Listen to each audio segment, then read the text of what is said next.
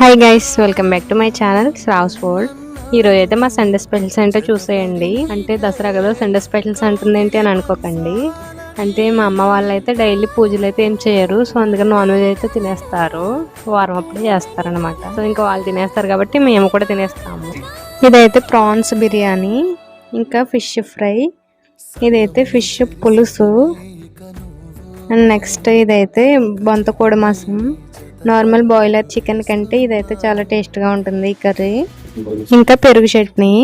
ఇంకా నేనైతే lunch time అయిందని లంచ్ అయితే తినేస్తున్నాను. మా హస్బెండ్ కూడా వచ్చారు. అంతే ఇంకా వీడియో. దేవి నవరాత్రుల్లో ఎంతమంది నాన్ వెజ్ తినేస్తారో కమెంట్ చేయండి.